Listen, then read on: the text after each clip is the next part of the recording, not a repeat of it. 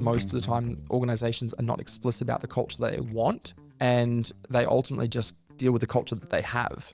And they don't realize that they can design it much more intentionally. And so when we make our culture explicit, what we're doing is we're actually helping people to know this is what it takes to belong on this team, and this is what it takes to get rewarded, recognized, and celebrated on this team.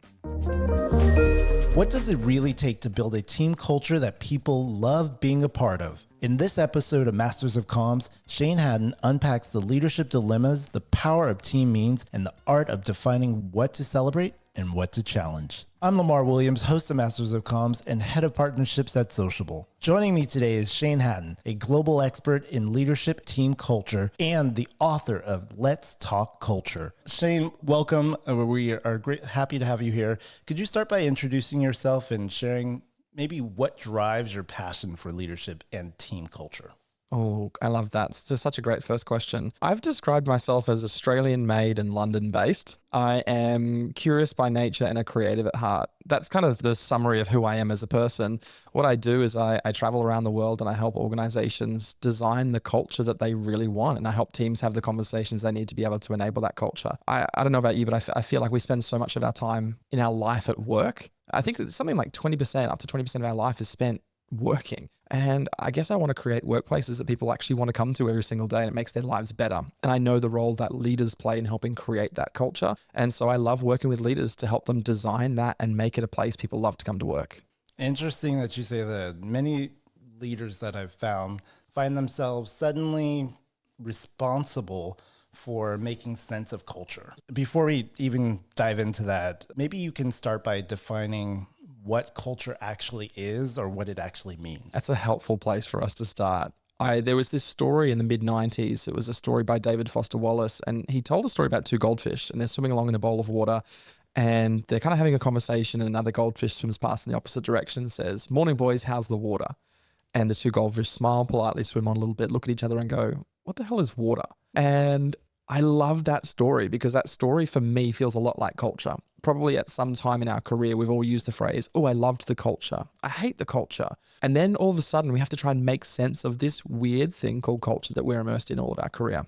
I was having a conversation with an academic in the Culture Initiative in Berkeley in the United States. And he said, "Shane, if you want to start an argument amongst academics, try and ask them to define culture." And there's a good reason for it because as it stands, there is no real global universal definition of culture. I think a lot of employees struggle because we say, "Okay, you're responsible for culture and now you're in leadership, design the culture." And everyone says, "Well, I know how to describe it. I know how to talk about it, but I actually don't even really know what it is." So we could dive really deep into it, but let me give you the helicopter view of what I think are the core elements of culture. I think the thing that for me that's most important is not that we have a shared definition, but rather we have a shared understanding of what we talk about. And if we're going to talk about culture today, these help us to know exactly what we're talking about. The elements I've found in culture, in every understanding of culture, is that culture is always collective, meaning that it refers to a group of people, not an individual.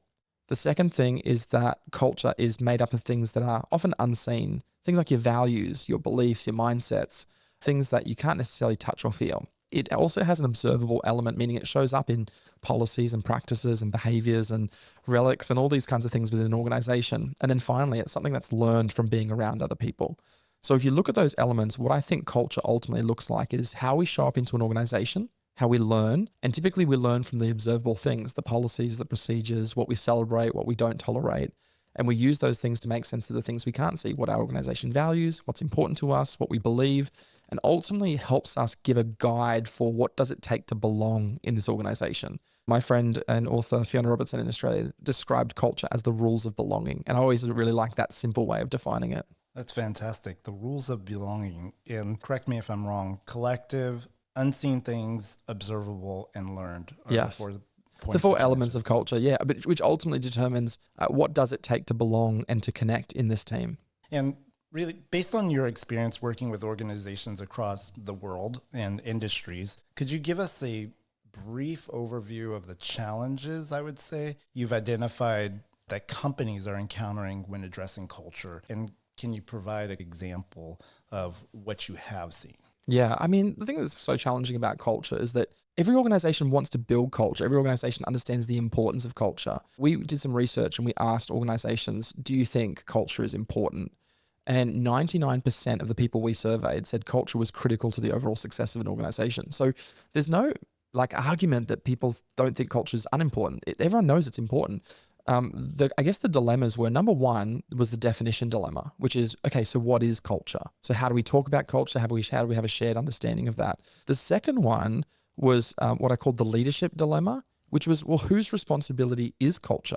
And most of the time people would say, oh, well, it's the senior leaders of our organization. They're responsible for culture.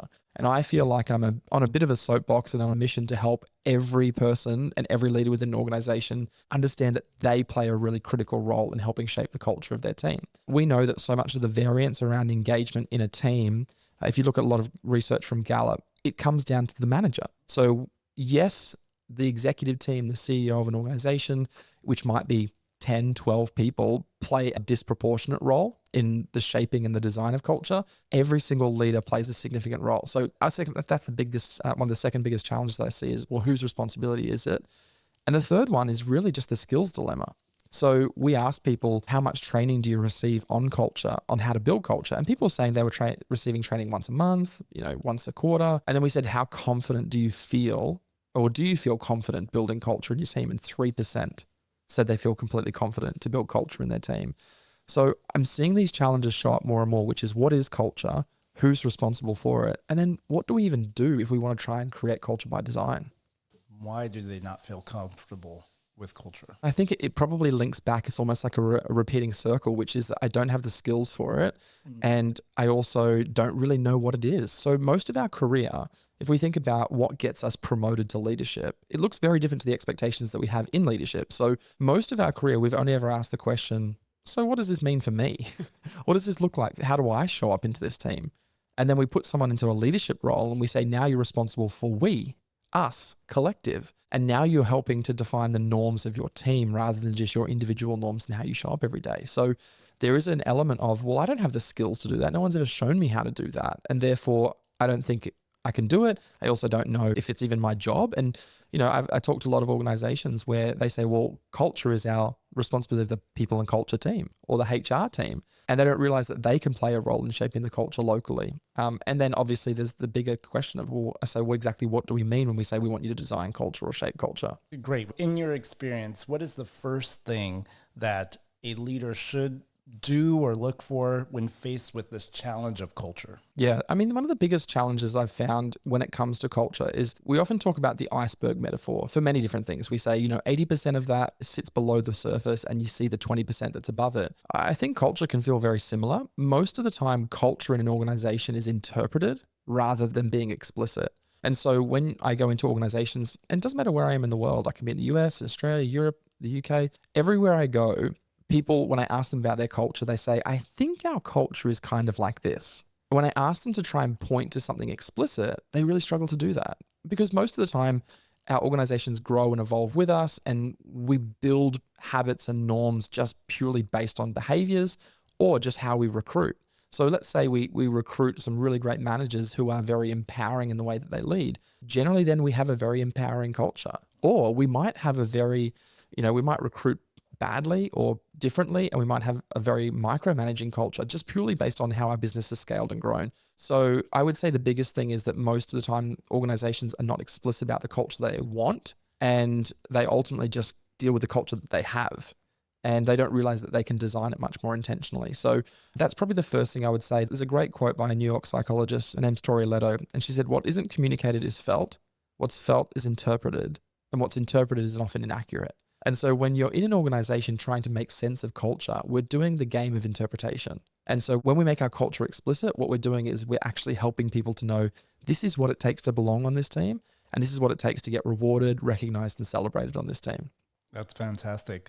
So if we sum it all up, we do need to be explicit with culture. Absolutely. That is the essence of culture. Culture is either by default, which is what we have, or it's by design, which is we've intentionally created this. It's either by chance, which is we've recruited well or we've recruited poorly, or we've built culture by choice. Fantastic.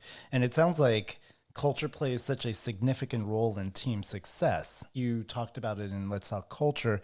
You outlined 5 conversations every leader should have. Could you highlight that are especially impactful in fostering for engagement? Yeah. So let me give you one that I think is the helpful place to start and one that I think is the most commonly overlooked. The first one is the most helpful place to start, leads into what we've just been talking about. It's called the expectation conversation. I think in our life, we all hold a set of expectations. I call it your invisible rule book. I'm looking across from you right now and I'm seeing a shelf full of books right now. And I often think about turning through the pages and seeing those words on the page. And right now, all I'm seeing is the cover of the book. I can't see what's written inside of it. And the same with you. I don't know what your expectations are of me because all I'm seeing is the cover. And so in our organizations, everyone shows up with a set of unspoken expectations. And if we want to create culture, one of the first starting points for us is to help bring the unspoken and make it spoken. Take the things that are interpreted and make them explicit. So sitting down with your team and asking this simple question, which is, what do we expect of one another here? That I think is probably the most helpful starting point. The conversation that I think is most commonly overlooked is what I call the communication conversation. And I think it's probably a helpful one for us to dive a bit deeper on in this podcast, because only a third of the managers in our research told us that they believe a shared organizational language plays an important role in helping shape culture. And I think it's one of the biggest missed opportunities, especially for communication professionals. So shared organizational language. Yes. So I think about team memes. Team memes, we often think memes as in images that you might see on the internet and passed around. But memes is actually originated from the study of memetics, which is from Richard Dawkins' work. And it was about genes which get passed on, and it kind of evolved into songs, those things that get caught in your head and tend to go viral, or, and now we see it in social media where we take a photo or an image or some text and all of a sudden we want to share it with everybody. Team memes for me are those short language or those phrases that kind of spread through our organization and just have an ability to stick in our mind. And they help us to point to elements of our culture. So I think about a team meme. I was working with a leader once and she was they were rolling out a strategy in their organization. This is for a government organization. And she was saying, Shane, there's some things that I want my team to just take initiative with. And I want them to be creative and I want them to innovate and I want them to do things. And there's other things I just want them to stick to the plan. We've got things intentionally done for a reason. And I wanted to explore the memes that we could create out of that. And I said to her, well, what are your interests? What are your hobbies? And she's like, that's a strange question to ask. I said, just stick with me for a moment. We talked about it for a little while. And she said, one of the things I love is music. And I said, what kind of music? She said, I love jazz and I love symphony orchestra and I love pop and I love all these different genres. And I said, okay, so let's explore that as a metaphor and explore the memes that we could create within that. And the long story short is we landed on this phrase, is this orchestral or is this jazz? And in the phrasing, orchestral is essentially where you play to the sheet music. You read what's in front of you and play the music. Whereas jazz, you're typically given a key signature and everybody improvises within the framework of that signature. And so what they did is they created this team meme for her team, which is basically, is this part of the plan orchestral or is this part jazz? And it allowed them to be able to know, is this where I can innovate or where is this where I just need to stick to the plan? I love it. Orchestral or jazz. I think that fits into a lot of organizations. Yeah. And it was just a simple thing, but I think there's two things that make memes really important. And what I would suggest is that they need to have two common elements. The first element is that they need to be memorable, meaning they need to be short, sharp, succinct, and intentionally languaged. But the second part of that is they also need to be meaningful. So they actually need to be personally meaningful to a person. If they're kind of memorable but not meaningful, you just end up with kind of cliche and jargon, right?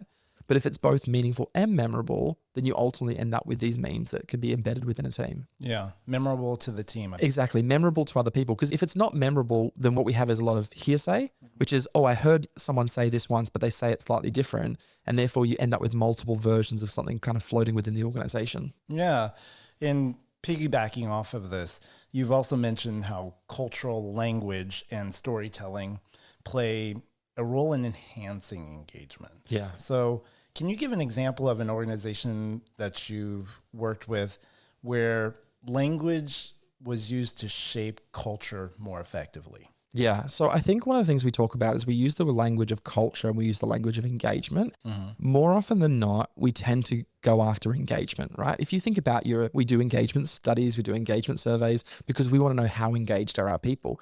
And I don't think that's a bad thing. However, I think what we do when we measure engagement is we measure a lag indicator of culture. So if our culture is great, we should see that a reflection in our engagement surveys. If our culture is bad, we'll see that as a reflection in our engagement surveys. So one of the things I often encourage organizations to consider is don't just measure engagement, actually look at your culture and say, how is our culture shaping our engagement? So to get some example organizations, I think when it comes to intentionally designed culture, I was working with an organization, I mean, quite well known in Europe. Sixt is a car hire company.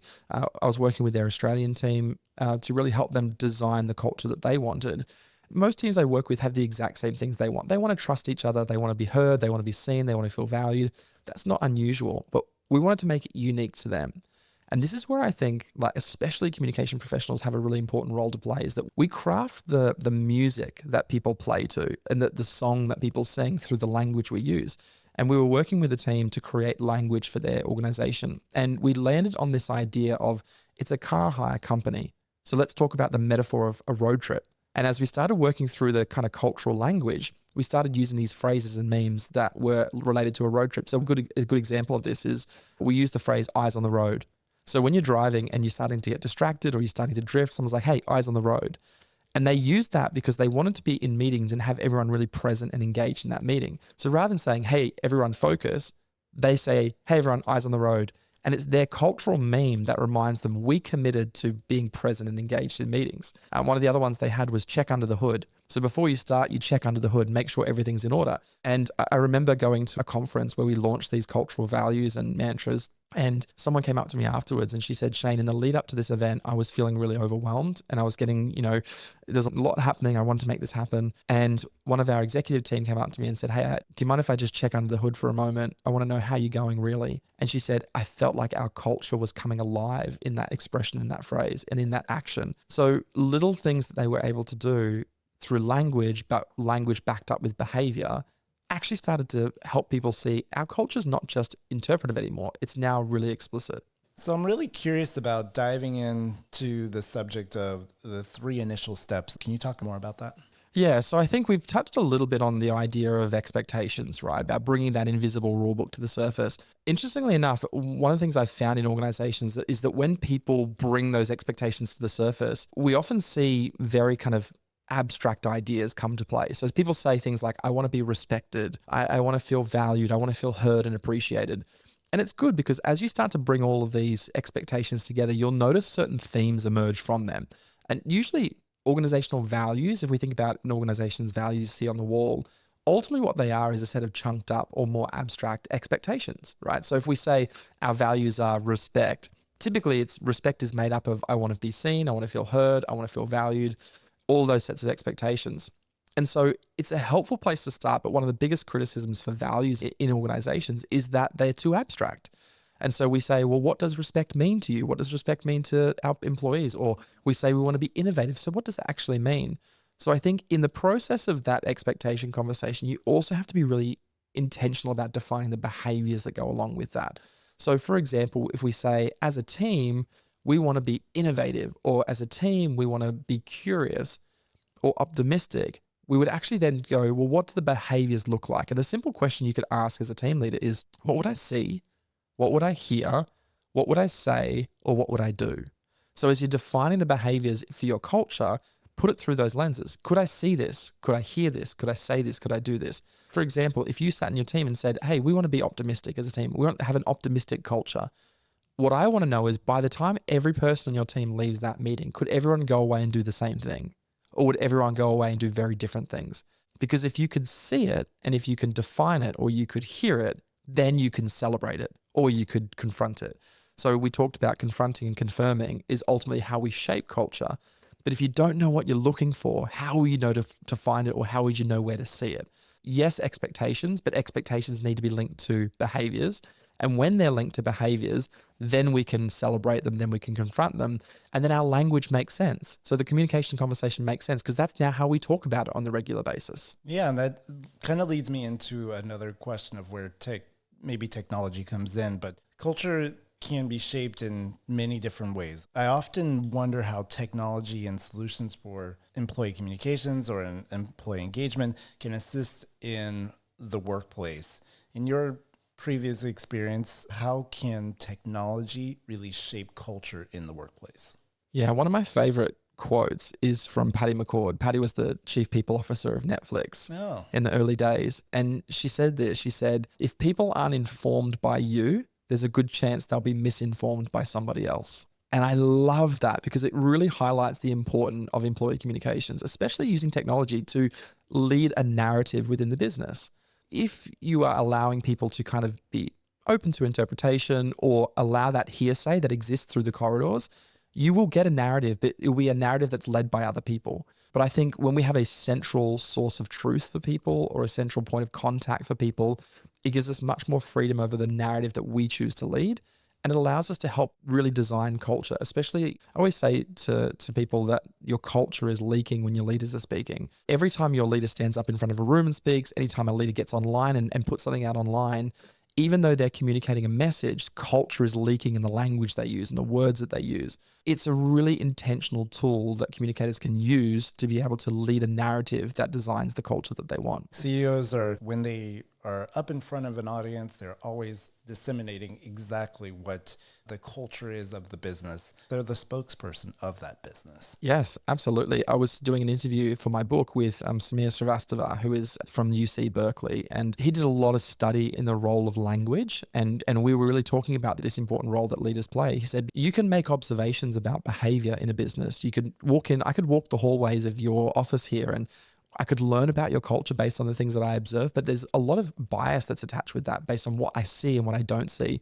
But one of the good things about language is that language just falls out. And so if you're on Slack and you're talking to somebody, you will learn culture about that. If you're in a meeting and someone does something and you address that and you talk about it, people learn based on what you talk about, what you choose to talk about, or what you avoid. That's quite a confronting one. If you've ever been in a meeting and something happens and nobody says anything, everyone goes silent, your language gives away your culture. The same way my Australian accent gives me away. When I'm in another country, they go, you're Australian, or they say you're a Kiwi. But language gives away our culture. Yes, it does. Language and culture. I'm always wondering, how do you recommend organizations actually track progress and ensure that leadership strategies are working effectively? It's such a great question. I remember one of the first leaders that I coached. I used to do a lot of work in public speaking coaching and helping people to become more confident. And I remember sitting down with a guy and he was so disengaged in this coaching program, but he was really interested in getting better.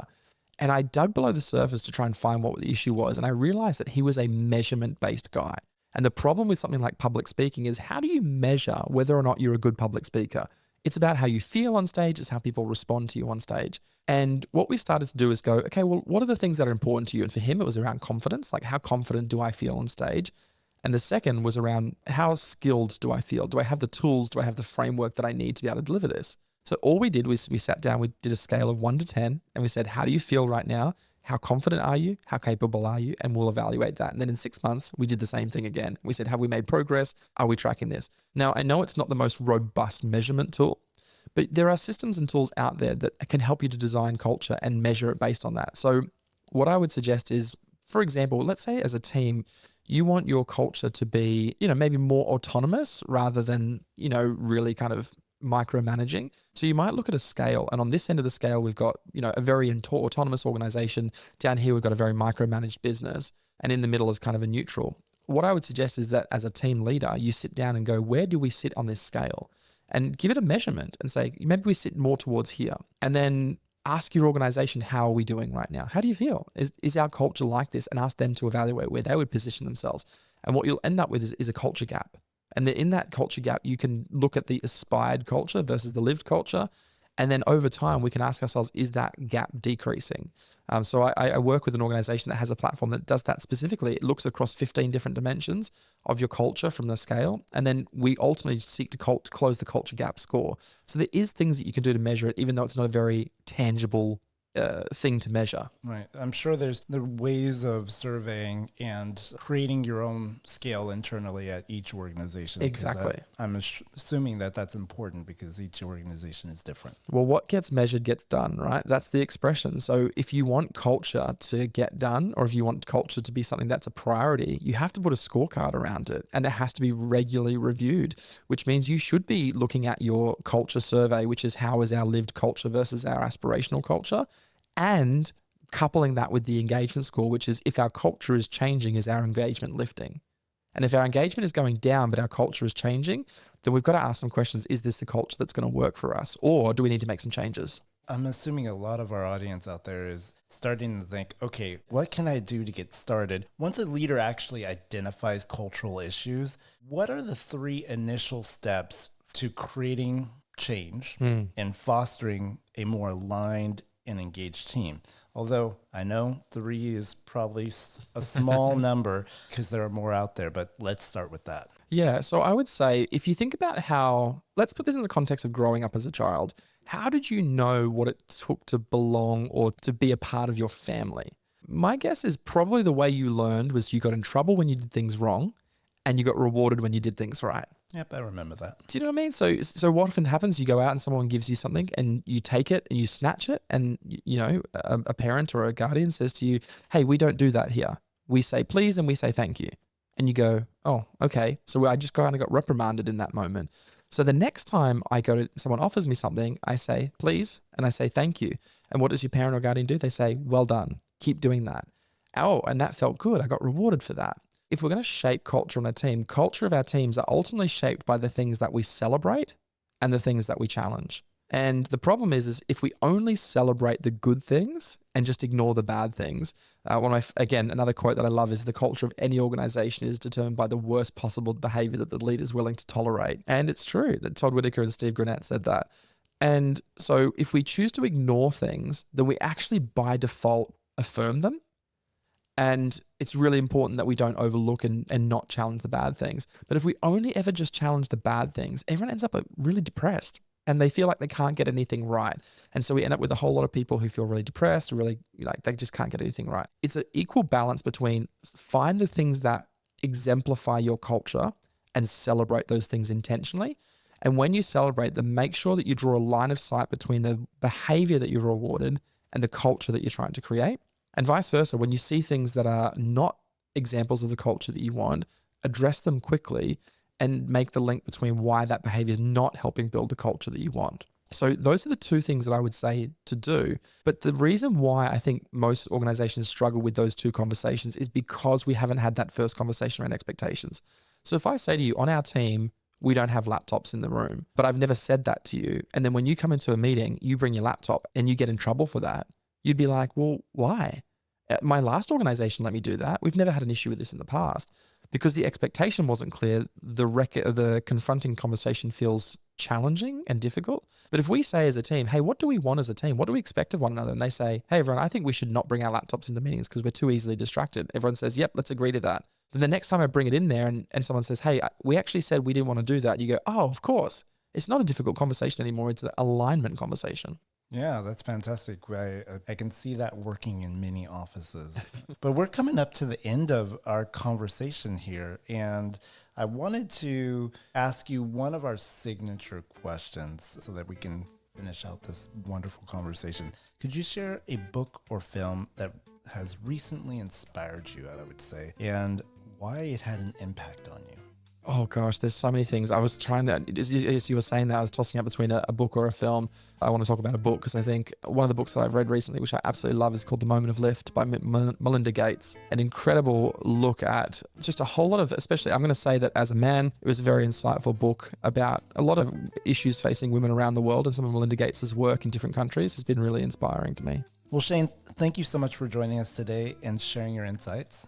Thank you so much. It's been a delight. I could honestly listen to your voice all day. It's been incredible. Thanks so much. This has been Masters of Comms, the podcast for transformative communication techniques straight from the pros. Find us here for the next episode. See you soon.